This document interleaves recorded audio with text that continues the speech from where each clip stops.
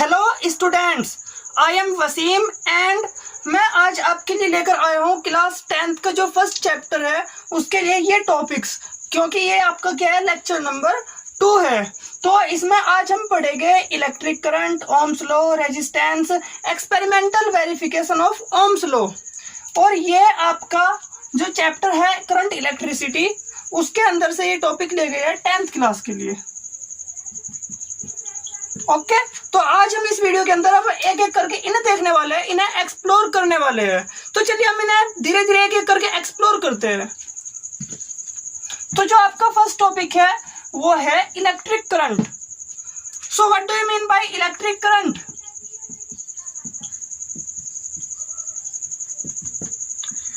Electric current is simply defined as the flow of electric charge per unit second. मतलब एक second के अंदर कितना चार्ज फ्लो हो रहा है किसी भी एक कंडक्टर से, उसे हम क्या बोलते हैं? उसे बोलते हैं हम इलेक्ट्रिक करंट। तो एक सेकंड के अंदर देखो आपके पास ये कंडक्टर है और इस कंडक्टर से एक सेकंड के अंदर जितना चार्ज फ्लो हो जाएगा उसे हम क्या बोलेंगे? इसके अंदर फ्लो होने वाली करंट बोलेंगे। ठीक है, आपको पता है चार्ज किसके अंदर से फ्लो हो जाएगा? कंडक्टर के अंदर से होता है। So the amount of charge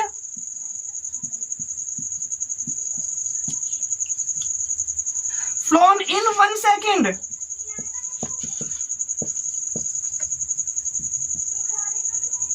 is called electric current। मतलब जो चार्ज, वो चार्ज का वो अमाउंट जो एक सेकंड के अंदर फ्लो हो चुका है उसे हम क्या बोलेंगे? करंट बोलेंगे। या फिर अगर हम दूसरे शब्दों में लिखे, the flow of charge per unit time through a conductor is known as electric current। तो जो charge per unit time flow हो रहा है, वो टाइम आपका एक सेकंड हो सकता है, मिनट हो सकता है, पर वो क्या होना चाहिए? पर यूनिट टाइम होना चाहिए। तो हम उसे क्या बोलेंगे? उसे बोलेंगे हम इलेक्ट्रिक करंट। लेकिन इस डेफिनेशन को मैं मैथमेटिकली भी लिख सकता हूँ, क्योंकि जरूरी नहीं है आप कोई भी डेफिनेशन एक वर्बल डिस्क्रिप्शन में लिखे। आप कोई भी डेफिनेशन को किसी एक फॉर्मूले से भी डिस्क्राइब कर सकते हो। आप किसी भी एक डेफिनेशन को फॉर्मूले की हेल्प से भी लिख सकते हो। तो यहाँ पर जो आपकी करंट होगी उसके लिए सिंबल होता है आई, और वो क्या होता है? Q अपॉन टी के इक्वल होता है। अब देखो इसकी टर्मिनोलॉजी, यहाँ पर जो Q है वो क्या है? आपका जो चार्ज फ्लो हो चुके हैं, तो क्या है? Phloem charge in T second, वो अमाउंट ऑफ चार्ज है क्यों जो टी सेकेंड के अंदर फ्लो हो चुका है। ठीक है, और यहाँ पर जो इलेक्ट्रिक करंट है वो हम उसको किससे डिनोट करते हैं? उसको हम आई से डिनोट करते हैं, स्मॉल आई से। आई होप आपको क्लियर हो गया होगा इलेक्ट्रिक करंट होता क्या है। लेकिन इतनी सी बात से इलेक्ट्रिक करंट जानना इतना काफी नहीं है, हमें इसके बारे में और भी बातें जाननी पड़ेगी। स्केलर क्वांटिटी है, फिर वेक्टर है, इसके यूनिट क्या है, और ये बैटरीज के अंदर, सर्किट्स के अंदर क्या है, किस प्रकार से हम ड्रॉ कर सकते हैं, इसके बारे में फर्दर कुछ पॉइंट्स और कुछ जरूरी बातें भी जाननी होगी। तो आप स्क्रीनशॉट लेना चाहोगे? बिल्कुल। तो आपको मिलता है 3 सेकेंड, 1 2 3। आई होप आपने स्क्रीनशॉट ले लिया होगा, या फिर आप वीडियो को पॉज करके शायद आप लिखना ज्यादा पसंद करोगे। तो ऐसा करता हूं, अब मैं आपके लिए कुछ आगे बढ़ाता हूं, इसके बारे में कुछ इंपॉर्टेंट बातें बताता हूं। सो सम इंपॉर्टेंट पॉइंट्स।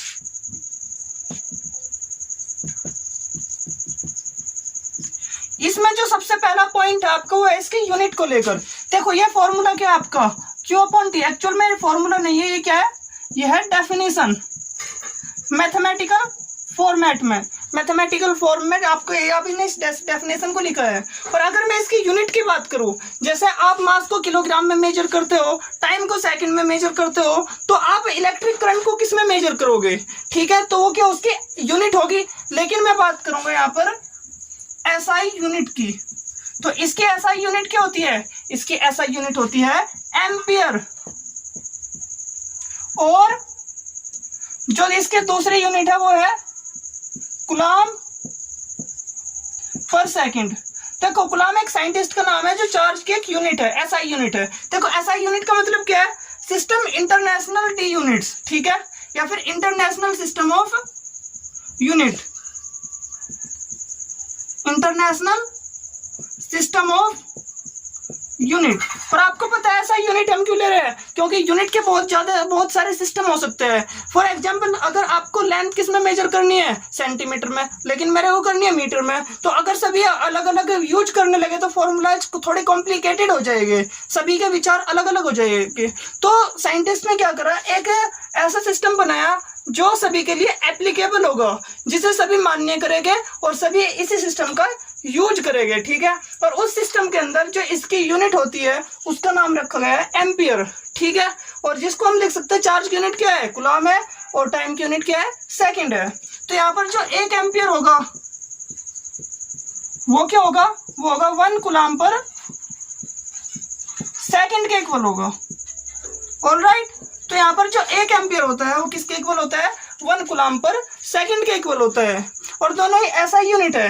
अब लेकिन यह जो मैं एम्पियर लिख रहा हूँ, एम्पियर फंडामेंटल है, फिर कूलम फंडामेंटल है। तो जो जैसे आपकी मास की यूनिट क्या है, किलोग्राम है, आपकी टाइम की यूनिट क्या है, सेकंड है, तो यहाँ पर जो चार्ज की यूनिट है वो फंडामेंटल है या फिर ये फंडामेंटल है एम्पियर। तो आपको बता दो एम्पियर फंडामेंटल है। So ampere is a fundamental unit in SI system. देखो फंडामेंटल का मतलब क्या है, जिसे आप मास को लेकर बाकी सभी चीजों को निकाल सकते हो। अगर आपको मतलब डेंसिटी निकालनी है तो मास और वॉल्यूम की मदद लेकर निकाल लोगे। तो जितनी भी बाकी चीजें डेराइव करोगे ना आप, तो क्या करोगे, फंडामेंटल यूनिट याद कर लो और उसी से ही सब कुछ निकल जाएगी यूनिट। मतलब एक हो गया आपकी फंडामेंटल यूनिट, और बाकी यूनिट क्या होगी, उसी की मदद से हम एक्सप्रेस कर सकते हैं।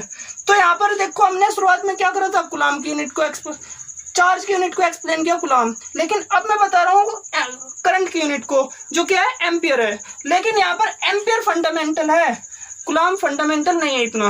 हालांकि एक फंडामेंटल क्वांटिटी है चार्ज, लेकिन जो यहाँ पर फंडामेंटल यूनिट है वो क्या है आपके, वो एम्पियर है।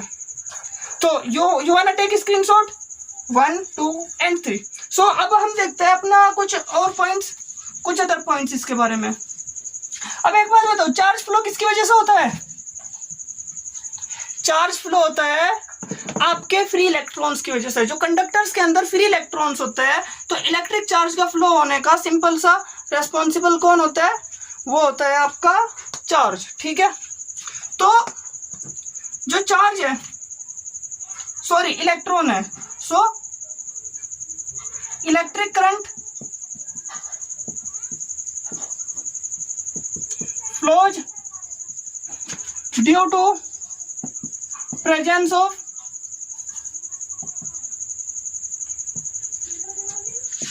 free electrons। तो इलेक्ट्रिक करंट क्यों फ्लो होती है किसी भी कंडक्टर से, क्योंकि वहां पर क्या होता है, फ्री इलेक्ट्रॉन्स होता है। अब आप ये इमेजिन करो, आपके पास ये एक वायर है, कंडक्टर है, अब इसके अंदर से एक इलेक्ट्रॉन एंटर करता है, इसके अंदर बहुत सारे फ्री इलेक्ट्रॉन हो गए, तो ये क्या होगा भाई, ये इलेक्ट्रॉन क्या होगा, इसमें फ्री होगा, ये क्या करेगा, इसके अंदर से पूरे पास होगा, फिर यहाँ से निकलेगा। लेकिन चार्ज ऐसे फ्लो नहीं होता है। जैसे एक इलेक्ट्रॉन इसके अंदर से एंटर करा तो तुरंत ही दूसरा इलेक्ट्रॉन क्या होगा, बाहर निकल जाएगा। जैसे एक इसके अंदर, इस वायर के अंदर एक इलेक्ट्रॉन एंटर करेगा, तुरंत ही क्या होगा, दूसरा इलेक्ट्रॉन यहाँ से एग्जिट कर जाएगा, यहाँ से बाहर निकल जाएगा। और ऐसा क्यों होता है, देखो ऐसा होता है क्योंकि इसके अंदर एंटर करा तो इसके अंदर ज्यादा चार्ज हो जाएगा, इसके ऊपर चार्ज डेवलप हो जाएगा। लेकिन मेरे को चार्ज डेवलप थोड़ी ना कराना है, मेरे को तो सिंपली फ्लो कराना है, मुझे तो इसके अंदर से सिर्फ फ्लो करा देना है। तो जैसे एक एंटर करेगा इतना ही क्या होगा, बाहर निकल जाएगा। तो 1 सेकंड के अंदर से कितना चार्ज इसके अंदर से फ्लो हो चुका है, वो क्या होगा, आपका इलेक्ट्रिक करंट होगा, ठीक है। So when an electron enter in a wire, then at that moment another electron get out from that wire, ठीक है। तो जैसे कोई भी एक इलेक्ट्रॉन एंटर करेगा इस वायर के अंदर, तो उसी मोमेंट क्या होगा, दूसरा इलेक्ट्रॉन इससे बाहर निकल जाएगा। तो इसी से क्या होता है, हमें चार्ज फ्लो देखना है, कितना चार्ज एक सेकंड के अंदर फ्लो हो चुका है। अब एक बात बताओ, इसकी डायरेक्शन क्या होगी? देखो चार्ज यहाँ से यहाँ फ्लो रहा है या फिर यहाँ से यहाँ फ्लो रहा है, तो चार्ज को हमें करंट को डिस्क्राइब करने के लिए एक डायरेक्शन भी बतानी पड़ेगी, बिल्कुल बतानी पड़ेगी। अब जो इलेक्ट्रिक करंट के फ्लो की डायरेक्शन मानी गई है ना, वो मानी गई है पॉजिटिव चार्ज के फ्लो की डायरेक्शन, ठीक है। So direction of electric current is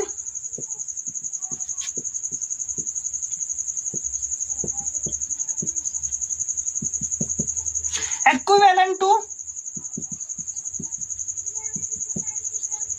direction of flow of positive charge। कौन से चार्ज का? पॉजिटिव चार्ज का। मतलब क्या है, जिस डायरेक्शन के अंदर पॉजिटिव चार्ज फ्लो होगा वही क्या होगी, हमारी करंट की डायरेक्शन होगी। लेकिन एक बात तो बताओ, जो पॉजिटिव चार्ज होता है वो किसमें होता है? न्यूक्लियस में होता है। और न्यूक्लियस पे तो क्या होता है, बहुत सारा वजन रहता है, क्योंकि वो छोटे से वॉल्यूम के अंदर टिका रहता है। अगर कोई भी बॉडी दिख रही है तो वो सिर्फ न्यूक्लियस की वजह से, प्रोटॉन की वजह से दिख रही है, तो पॉजिटिव चार्ज तो इसके अंदर फ्लो नहीं होता है। मैं तो अभी तक बोल रहा था कि जो आपका चार्ज फ्लो होता है वो इलेक्ट्रॉन की प्रेजेंस की वजह से होता है और इलेक्ट्रॉन के ऊपर नेगेटिव चार्ज होता है। लेकिन अब मैं बोल रहा हूँ जो आपकी करंट की डायरेक्शन होगी वो क्या होगी, पॉजिटिव चार्ज के फ्लो की डायरेक्शन होगी। लेकिन पॉजिटिव चार्ज तो फ्लो होता ही नहीं है, तो यहाँ पर हम क्या करेंगे, यहाँ पर जो हमारी करंट की डायरेक्शन होगी वो क्या होगी, फिर इलेक्ट्रॉन्स के मोशन के अपोजिट मानेंगे हम। मतलब अगर आपका इलेक्ट्रॉन इस डायरेक्शन के अंदर जा रहा है, ठीक है, आपका इलेक्ट्रॉन इस डायरेक्शन के अंदर जा रहा है, तो करंट की डायरेक्शन कहाँ को होगी, आई की डायरेक्शन होगी इधर को। अगर आपका इलेक्ट्रॉन उधर को फ्लो रहा है तो करंट की डायरेक्शन होगी इधर को, पीछे की तरफ को, ठीक है। तो अगला क्या होगा पॉइंट, जो आपकी डायरेक्शन ऑफ करंट है, direction of electric current is opposite, opposite मतलब विपरीत, to direction of flow of electrons और नेगेटिव चार्ज। अगर आपका नेगेटिव चार्ज फ्लो रहा है तो जो नेगेटिव चार्ज के अपोजिट डायरेक्शन होगी, वो अपोजिट डायरेक्शन क्या कही जाएगी, वो कही जाएगी आपकी इलेक्ट्रिक करंट की डायरेक्शन। तो आप ये बताओ मुझे, जो इलेक्ट्रिक करंट है वो एक स्केलर क्वांटिटी है फिर वेक्टर क्वांटिटी है? अब स्केलर और वेक्टर पर अभी चर्चा करेंगे। आप इसका स्क्रीनशॉट लेना चाहोगे तो आपको 1, 2 and 3। ऑलराइट, सो अब मैं इसे रफ करता हूं।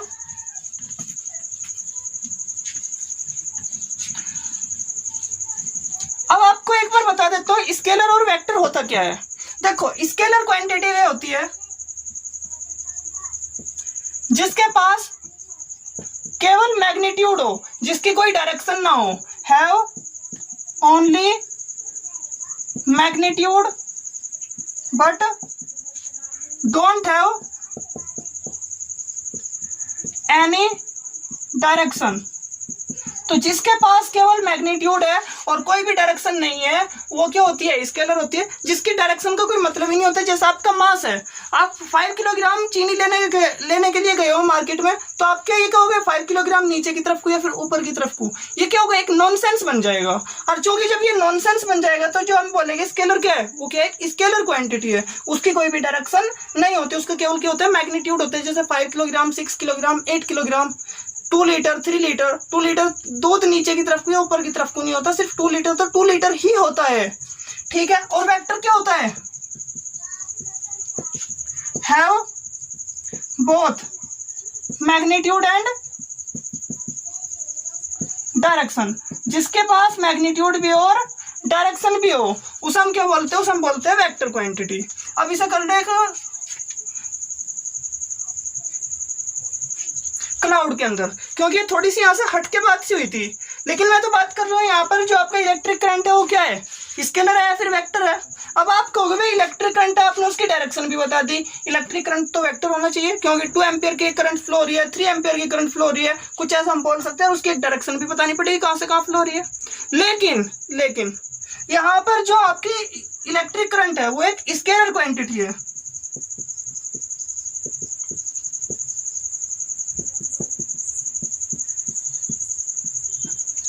क्योंकि यहाँ पर जो अब आप इससे हैरान हो चुके होगे, हैरान और परेशान हो चुके होगे, क्योंकि इसने तो बहुत उत्पात मचा दी।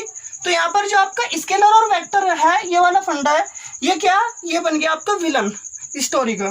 तो यहाँ पर विलन की एंट्री हो चुकी है, जो आपका क्या है, स्केलर है या फिर वेक्टर है, पर ये ज्यादा देर तक नहीं चलेगा। ऑलराइट, तो हम फिर से मतलब ये टॉपिक्स इतना बड़ा नहीं रहेगा कि आपको ये स्केलर और वेक्टर लास्ट तक परेशान करे, लेकिन आपके फर्दर क्लासेज में आपके सामने जरूर आएगा।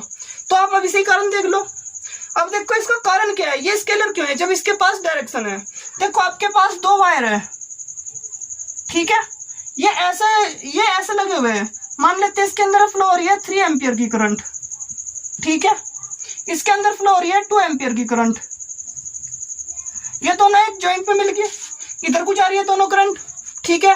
तो जब यहाँ पे जंक्शन पर मिलेंगे तो इसके अंदर कितनी करंट फ्लो होनी चाहिए भाई, ये दोनों आपस में जुड़ जाएगी, 5 एम्पियर यहाँ पर क्या होगी, फ्लो होगी। ये बात बिल्कुल सही है, लेकिन वेक्टर के केस में ऐसा नहीं होता। जब आप दो वेक्टर को जोड़ते हो तो तीसरा जो दोनों वेक्टर का जोड़ है ना, वो उनके मैग्नीट्यूड के जोड़ से थोड़ा कम आता है। फॉर एग्जाम्पल, अगर आपके पास वेक्टर ए ये है, ठीक है, ये वेक्टर बी ये है, तो आपका a प्लस बी ये होगा।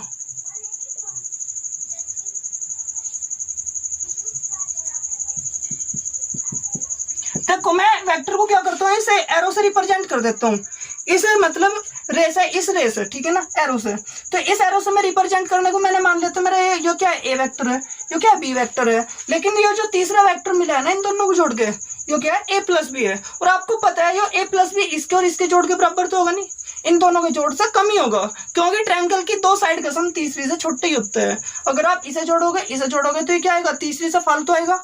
मतलब क्या है, यहाँ पर जो दो वेक्टर का जोड़ है वो क्या हो रहा है, उनके जो मैग्नीट्यूड है, उनकी जो लंबाई है, उनके जोड़ से थोड़ा कम आता है, ठीक है। लेकिन यहाँ पर तो नुक्कड़ नहीं जुड़ गया, यहाँ पे मेरे को फर्क नहीं पड़ता थोड़ा बड़ा है फिर चौड़ा है, यहाँ पर कितना एंगल है कितना नहीं है, बस ये कैसे भी जुड़ जाए, किसी भी तरह टेढ़े मेढ़े तार हो जाए, हमको फर्क नहीं पड़ता। वो आपको मिलेगा क्या, 5 एम्पियर। तो इसका मतलब क्या है, इसका रीजन क्या है, जो आपकी इलेक्ट्रिक करंट है वो क्या करता है, वो वेक्टर के लॉज को फॉलो नहीं करता। हाँ, इसकी अपनी एक डायरेक्शन है, इलेक्ट्रिक करंट की अपनी एक डायरेक्शन है, लेकिन जो वेक्टर के लॉज होते हैं, जो वेक्टर के नियम होते हैं, ये क्या करते हैं, उसे फॉलो नहीं करता। अब हो सकता है बहुत सारे बच्चों को ये वेक्टर की कहानी समझ ना आई हो, क्योंकि ये वेक्टर आपके सिलेबस में नहीं है। तो सिर्फ आप इतना भी देख सकते हो कि जो इलेक्ट्रिक करंट है, electric current does not follow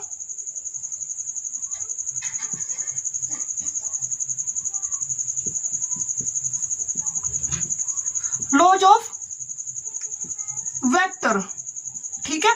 तो जो इलेक्ट्रिक करंट है वो वेक्टर के जो नियम होते हैं उन सभी को फॉलो नहीं करता, इसलिए वो क्या है, स्केलर है। ये स्केलर के रूल्स को फॉलो करेगा तो स्केलर है, वेक्टर के रूल्स को फॉलो करेगा तो ये वेक्टर है। तो यहाँ पर इलेक्ट्रिक करंट आपको एक एक्सेप्शन है, क्योंकि जब ये वेक्टर के रूल्स को फॉलो ही नहीं करता है तो ये वेक्टर कैसे हो जाएगा, ये फॉलो करता है स्केलर को।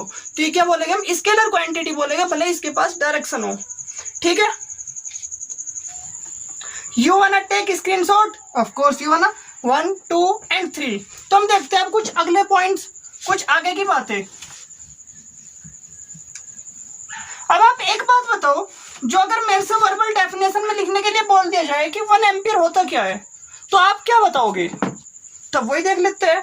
देखो आपको पता है जो करंट है वो क्या है, I = Q/T है, इसको हम एम्पियर में मेजर करते हैं। और ये एम्पियर में कब होगा, जब आपका चार्ज कूलम में होगा और टाइम सेकंड में होगा, ठीक है बच्चों। तो एक बात बताओ, अगर आपके किसी एक सर्किट के अंदर 1 सेकंड के अंदर 1 कूलम चार्ज फ्लो रहा है, तो आपका करंट कितना होगा, 1 एम्पियर होगा। और इसलिए तो हमने लिखा था पीछे 1 एम्पियर कितना है, 1 कूलम पर सेकंड है ना। इसका क्या मतलब है, अगर किसी सर्किट के अंदर 1 सेकंड के अंदर 1 कूलम चार्ज फ्लो हो रहा है, तो वो क्या होगी, उसके अंदर 1 एम्पियर की करंट होगी। और ये मैथमेटिकली लिख सकते हैं। तो हम लिखते हैं, if 1 coulomb charge is flowing per unit second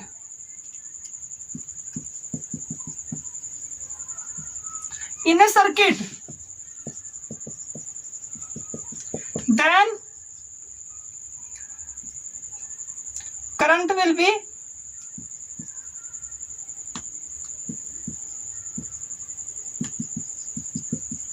of 1 ampere. तो करंट कितनी की होगी? 1 एम्पियर की होगी। ठीक है, तो आपको 1 एम्पियर समझ में आ गया। तो अब आप ये बताइए कि अगर किसी सर्किट के अंदर करंट फ्लो रही है, हमने ये तो जान लिया, ये भी जान लिया भाई उसका मेजर कैसे करेंगे, लेकिन हम उसको मेजर किस चीज से करेंगे, हमें ये भी तो बताओ। तो एक डिवाइस होती है जो इलेक्ट्रिक करंट को मेजर करने के लिए हेल्पफुल होती है, उसका नाम क्या होता है? Ammeter. So a device ammeter is used to measure current in a circuit. तो अब मैंने आपको ये तो बता दिया कि मैं किसी भी एक सर्किट के अंदर जो डिवाइस यूज होती है मेजर करंट को मेजर करने के लिए, वो क्या होती है? अमीटर होती है। लेकिन अब मेरा सिंपल सा सवाल ये है कि सर्किट क्या होता है? तो सर्किट देखो, जो अभी आप एप्लियंस यूज कर रहे हो, जो अभी आप जितने भी इलेक्ट्रॉनिक उपकरण यूज कर रहे हो, तो वे सर्किट ही होते हैं। उनके जो पाथ होता है भाई, करंट कहां से कहां फ्लो रही है, वो क्या होती है? सर्किट होती है। लेकिन मेरा सवाल यह है कि आप सर्किट का एनालिसिस करते हो, तो सर्किट का आप एनालिसिस कैसे करते हो? मतलब उसे आप पेपर पे ड्रॉ करना चाहोगे, तो सर्किट डायग्राम क्या होता है? तो सर्किट डायग्राम एक ऐसा डायग्राम होता है, एक ऐसा कंटिन्यूअस डायग्राम होता है जिसके अंदर हम क्या करते हैं? शो करते हैं उसके जो कनेक्टिंग वायर्स है और जो आपके इलेक्ट्रिकल इंस्ट्रूमेंट यूज हो रहे हैं। तो ऐसा डायग्राम जिसके अंदर हम इलेक्ट्रिक वायर और उसके अंदर सर्किट के अंदर यूज होने वाले क्या जो भी आपके इलेक्ट्रिकल इंस्ट्रूमेंट है उसको रिप्रेजेंट करते हैं, ताकि हम सर्किट के बारे में कुछ प्रेडिक्ट कर सके, कुछ बता सके। ठीक है, so the diagram, the continuous diagram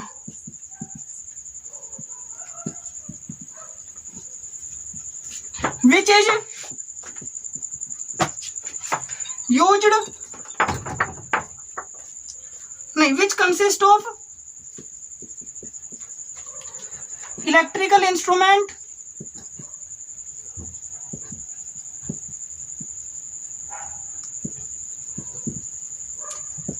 and connecting wires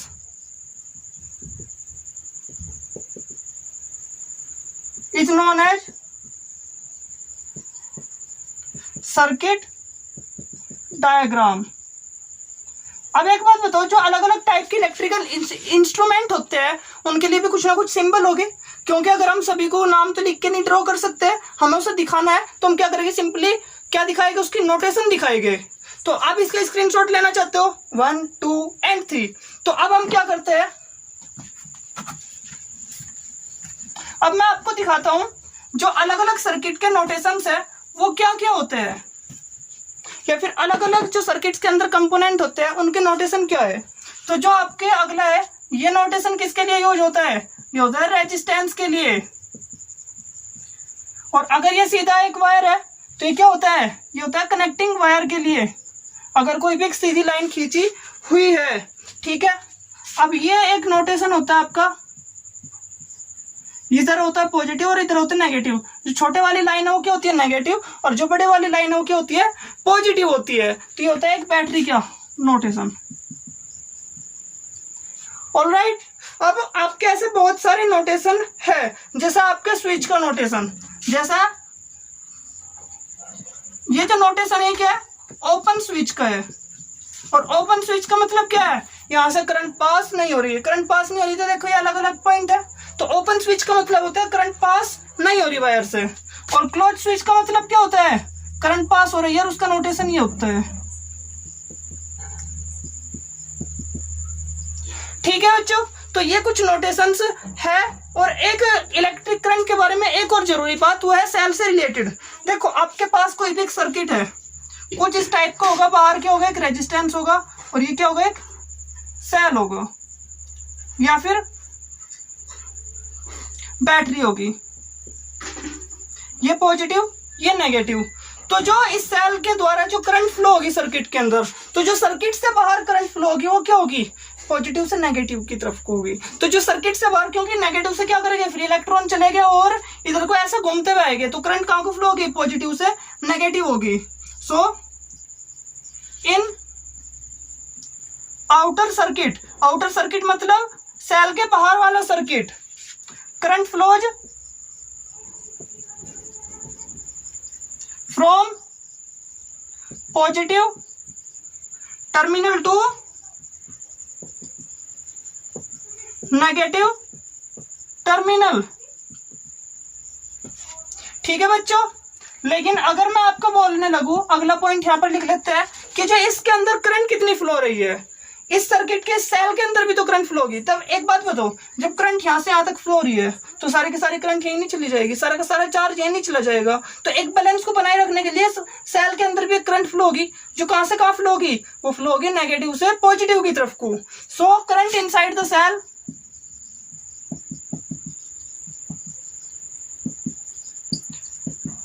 flows, cell और battery flows from negative to positive terminal. तो देखो सिंपल सी बात यह है, अगर आप सेल से बाहर देख रहे हो तो पॉजिटिव से नेगेटिव की तरफ को करंट फ्लो होगी, और अगर आप क्या देख रहे हो, इसके अंदर देख रहे हो तो फिर सेल के अंदर देख रहे हो तो क्या होगी, नेगेटिव से पॉजिटिव होगी। एंड आप इसका स्क्रीनशॉट लेना चाहोगे 1, 2 एंड 3। और अगर आपका ये टॉपिक देखा जाए इलेक्ट्रिक कट, तो ये लगभग फिनिश हो चुका है, क्योंकि मैंने इसकी लगभग सारी बातें आपको बता दी है, और आपने आई होप आपने अच्छे से एक्सप्लोर किया होगा इसे। तो अब हम देखते हैं अपने नेक्स्ट टॉपिक, जो आपका हमारे इस आज की वीडियो का है, वो है हमारा ओम्स लॉ।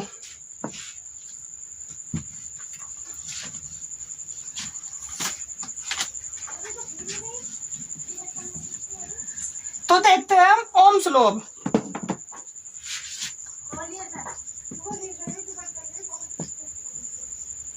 बच्चों ओम्स लॉ को समझने के लिए आप पहले ये देखिए, कुछ ये आपके पास कोई 2 पॉइंट और बीच में क्या है, कोई भी रेजिस्टेंस है।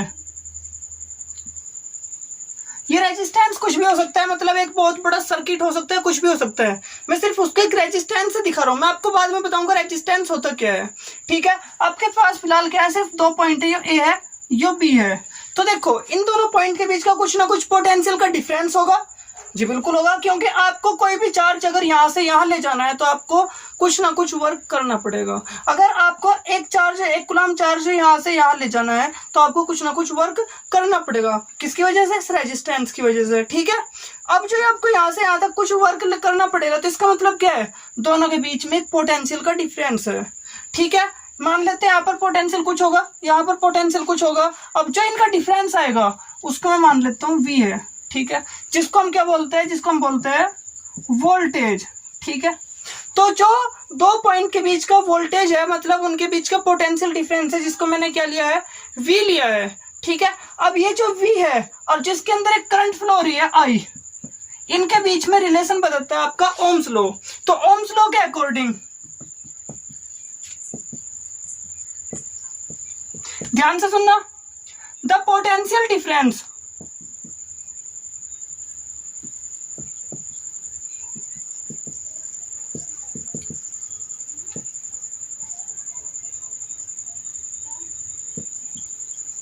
बिटवीन 2 टर्मिनल्स ऑफ, ये क्या है, तो टर्मिनल है, of a circuit is directly proportional to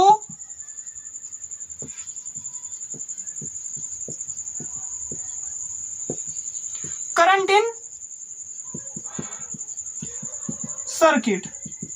मतलब क्या है, जो इन दोनों के बीच का पोटेंशियल का डिफरेंस और जो इसके अंदर करंट फ्लो रही है, वे क्या एक दूसरे के डायरेक्टली प्रोपोर्शनल है। अब डायरेक्टली प्रोपोर्शनल का मतलब क्या है, देखो बच्चों, अगर आपके पास क्या वोल्टेज है, अगर आपने वोल्टेज दुगनी कर दी तो ये क्या होगी, करंट भी दुगनी हो जाएगी। अगर आपने वोल्टेज आधी कर दी तो इसके अंदर फ्लो होने वाली करंट भी आधी हो जाएगी। अगर आपने वोल्टेज 3 टाइम्स कर दी तो करंट भी क्या हो जाएगी, 3 टाइम्स होगी। तो इसका जो डायरेक्टली प्रोपोर्शनैलिटी का साइन है वो क्या है, अगर आपका वोल्टेज डिफरेंस में क्या माना है, V माना है पोटेंशियल डिफरेंस, तो V क्या होगा, I के डायरेक्टली प्रोपोर्शनल है, जिसका सिंबल ये होता है।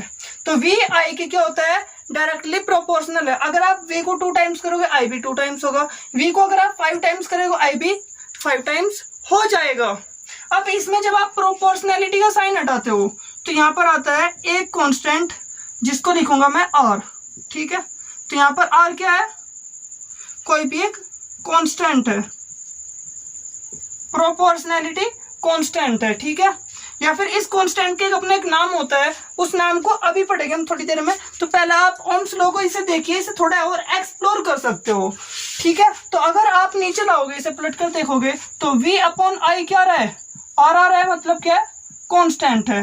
तो आप ये बोल सकते हो अगर आपके पास दो टर्मिनल के बीच में क्या है, अगर आपके पास किसी भी सर्किट के दो टर्मिनल के बीच में जो पोटेंशियल और जो करंट फ्लो रही है उनका रेशो क्या होता है, कांस्टेंट होता है। मतलब क्या, पोटेंशियल डिफरेंस और करंट का रेशो क्या होता है, कांस्टेंट होता है। आप इसका स्क्रीनशॉट लेना चाहते हो, या 1 2 एंड 3। अब देखते हो इसको हम दूसरी वर्बल डेफिनेशन लिख सकते हैं इसकी इस फॉर्मेट की। हमने ये फॉर्मेट लिख लिया, तो देखो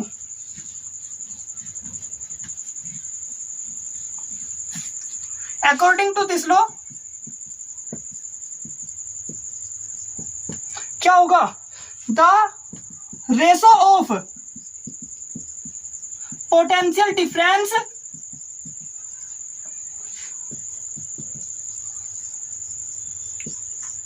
between terminals of circuit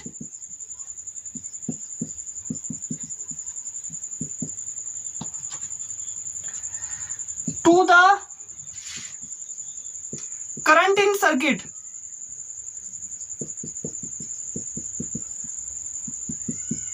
is constant, ठीक है। तो यहां पर जो आपका V अपॉन आई है वो क्या है, कांस्टेंट है। आई होप आपको ये ओम्स लॉ क्लियर होगा। लेकिन इसकी एक शर्त है, यहां पर मैंने ये तो बता दिया, लेकिन इसकी कंडीशन क्या है, इसकी कंडीशन ये है, नो चेंज इन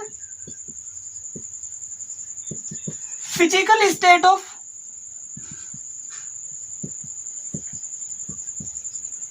सर्किट। जैसे इसका बात करें हम, टेम्परेचर, ठीक है, जैसे लेंथ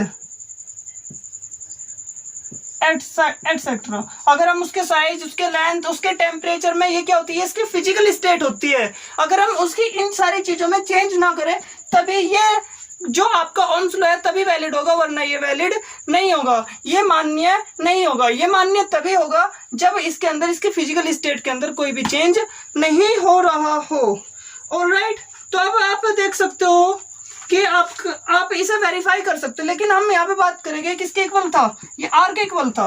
अब हमें बात करनी चाहिए इस आर के बारे में, और ये आर क्या है, ये आर है आपका रेजिस्टेंस। इस आर को हम बोलते हैं रेजिस्टेंस। ये कांस्टेंट था अभी तक, तो अब इसे देखते हैं। और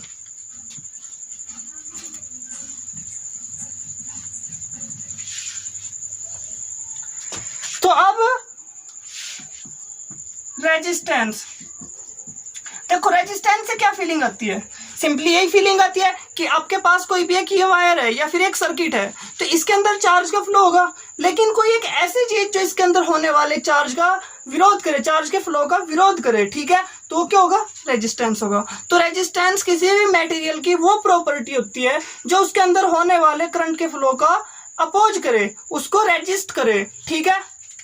so the property of conductor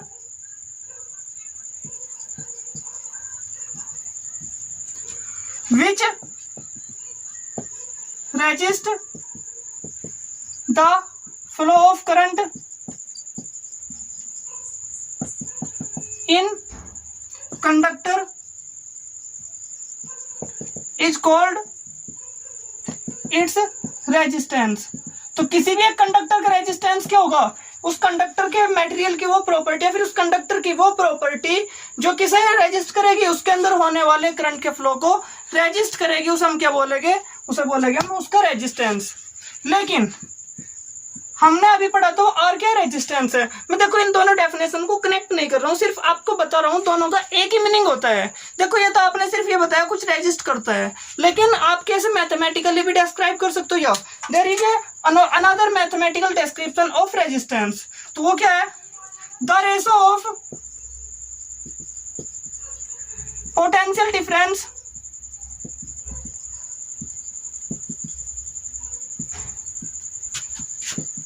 across the circuit to the current in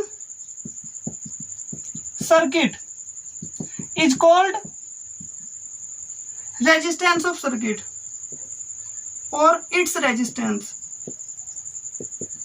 तो किसी भी एक सर्किट का रेजिस्टेंस क्या होता है, जो उसके अक्रॉस पोटेंशियल डिफरेंस होता है और उसके अंदर जो करंट फ्लो हो रही है उनका क्या होता है, रेशो होता है। उसे हम क्या बोलते हैं, उसे बोलते हैं हम उसका रेजिस्टेंस, उस सर्किट का रेजिस्टेंस। तो यहाँ पर रेजिस्टेंस आर है, वो क्या होगा, वो होगा V अपॉन I के इक्वल।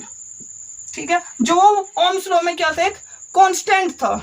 ठीक है, तो आई होप आपको रेजिस्टेंस क्लियर हो गया होगा। और ये इसकी क्या है, ये इसकी मैथमेटिकल डेफिनेशन होगी मैथमेटिकल फॉर्मेट में।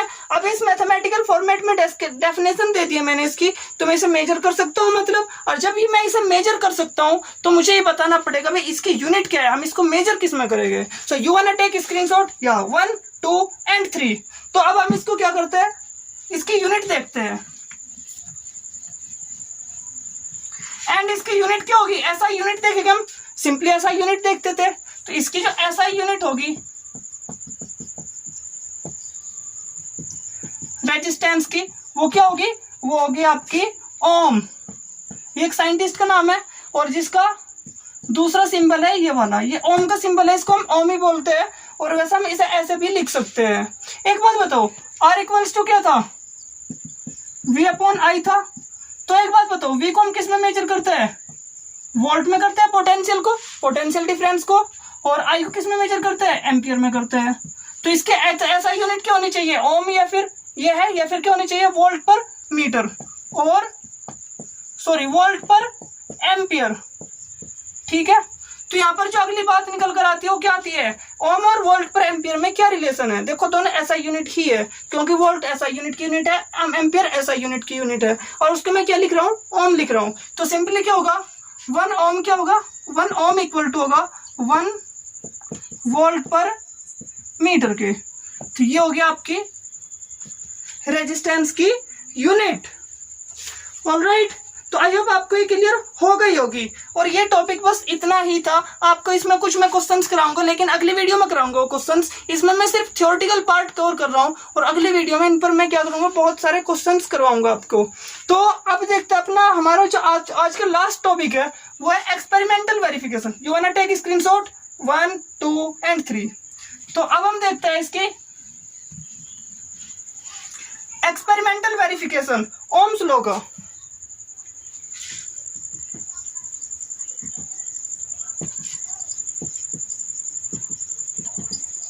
Experimental verification of Ohm's law. ठीक है बच्चों, तो देखो जो ओम्स लॉ का एक्सपेरिमेंटल वेरिफिकेशन है, मतलब उसे हम एक्सपेरिमेंट से करेंगे। अब देखो उसे हम करते कैसे, हम एक सर्किट बनाएंगे, सिंपल सी बात है। तो एक सर्किट में हम क्या लेंगे, फिलहाल एक रेजिस्टेंस लेंगे। ठीक है, इस रेजिस्टेंस को मैं एक बैटरी से जोड़ूंगा, जिसका ईएमएफ, जिसका पोटेंशियल डिफरेंस क्या होगा, V होगा। ठीक है, ये प्लस ये माइनस, ये V वोल्ट की बैटरी है, मतलब क्या है, इसके अक्रॉस ये कितना डिफरेंस क्रिएट करेगी वोल्टेज का, V वोल्ट का डिफरेंस क्रिएट करेगी ये। अब यहां पर मैंने लगाई है एक स्विच। ठीक है, और यहां पर मैं क्या कर रहा हूं, एक लगा रहा हूं वेरिएबल रेजिस्टेंस, जिसे हम बोलते हैं रियोस्टेट, RH। क्या बोलते हैं, रियोस्टेट। अब देखो एक काम और कर सकते हैं, इसमें हम यहाँ पर इसका एक वोल्टेज लगा देंगे, क्योंकि जो वोल्टेज है वो किससे मेजर किया जाता है, वो मेजर किया जाता है एक डिवाइस होती है जिसका नाम क्या है, वोल्ट मीटर। ठीक है, तो जो अगर मुझे इस अक्रॉस वोल्टेज निकालना है तो मैं क्या करूंगा, एक वोल्ट मीटर लगाऊंगा। और अगर मुझे इसके अंदर करंट फ्लो दिखानी है, करंट कितनी है, तो मैं क्या लगाऊंगा, एक अमीटर लगाऊंगा। तो अमीटर से मैं करंट मेजर कर लूंगा और वोल्टेज से मैं वोल्ट मीटर देख लूंगा। अगर मैं यहाँ पर इसकी मदद से इसके जो वोल्टेज डिफरेंस है अगर उसमें बदलूं तो क्या होगा, इसके अंदर करंट भी बदलेगी। ठीक है, तो मैं क्या करता हूं, सबसे पहले क्या होगा मेरा काम, design circuit according to figure. ठीक है, जो आपके डायग्राम में दिया हुआ है, इस ऐसा आप क्या करोगे, एक सर्किट डिजाइन करोगे। Then note down value of V and I by changing them। तो हम क्या करेंगे, इनको बदल बदल कर इनकी वैल्यू को नोट डाउन करेंगे, फिर हम क्या करेंगे, एक ग्राफ पे प्लॉट करेंगे इनको, प्लॉट देम ऑन ग्राफ। ठीक है, और जो आपका ग्राफ मिलेगा पता है वो कैसा होगा, वो होगा कुछ ऐसा। जैसे ये आपका ग्राफ है और वो यहाँ पर क्या होगा, यहाँ पर होगा आपका I करंट, और यहाँ पर क्या होगा आपका वोल्टेज होगा, और आपको ग्राफ मिलेगा एक स्ट्रेट लाइन। और यहाँ पर ग्राफ एक स्ट्रेट लाइन मिलने का मतलब क्या है, देखो अगर ये वाली चीज इसके प्रोपोर्शनल है तो हमेशा याद रखना जो आपका ग्राफ होगा ना हमेशा वो क्या होगा, वो होगा एक स्ट्रेट लाइन। ये मैथमेटिक्स की बात है, आप मैथमेटिक्स में पढ़ लोगे आप इसे जब आप स्ट्रेट लाइन के बारे में पढ़ोगे। ठीक है, तो आप इतना याद रखिए अगर ये वाली चीज इसके प्रोपोर्शनल है तो आपका जो ग्राफ आएगा वो क्या आएगा, एक स्ट्रेट लाइन आएगा। ठीक है, तो graph will be a straight line. So this proves that V upon I is constant।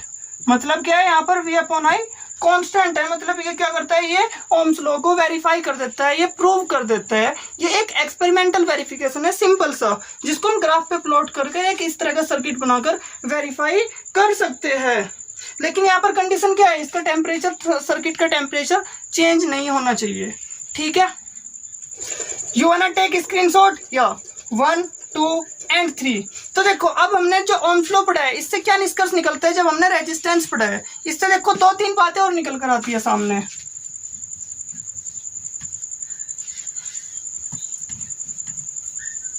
और वे पता है वे बातें है क्या, देखो हम इन्हें नोट करके लिख सकते हैं। अगर कोई भी कंडक्टर है तो जो एक गुड कंडक्टर होगा, जो एक अच्छा कंडक्टर होगा, उसका रेजिस्टेंस कम होगा क्योंकि वो अपने अंदर से चार्ज को आसानी से फ्लो होने देगा। ठीक है, तो इसका आपका जो पहला पॉइंट क्या आता है, conductors have less resistance. Conductors का रेजिस्टेंस क्या होता है, लेस होता है। या फिर अगर आपसे पूछने लगे भी कंडक्टर्स क्या होते हैं, वे सभी सब्सटेंस जिनका रेजिस्टेंस कम होता है उन्हें क्या बोलते हैं, हम कंडक्टर बोलते हैं। तो इंसुलेटर का क्या होता है, रेजिस्टेंस बहुत हाई होगा, बहुत ज्यादा होगा। So insulator have high, very high resistance, क्योंकि इनके अंदर से बहुत मुश्किल से चार्ज पास होगा, तो इनके रेजिस्टेंस की वैल्यू क्या होगी, काफी ज्यादा होगी। ठीक है, तो अगर आपका जितना अच्छा कंडक्टर होगा, जितना कम रेजिस्टेंस उतना अच्छा कंडक्टर, और जितना बहुत ज्यादा रेजिस्टेंस उतना ही अच्छा इंसुलेटर। तो आई होप आपको ये जो टॉपिक्स है आज के ये समझ आ गए होंगे। तो अगले वीडियो के अंदर मैं क्या करूंगा, आपको इनसे जुड़े हुए कुछ क्वेश्चंस कराऊंगा और कुछ फर्दर टॉपिक्स कराऊंगा। तो तब तक के लिए आप मेरे चैनल को सब्सक्राइब कर दीजिए and thanks for watching the video.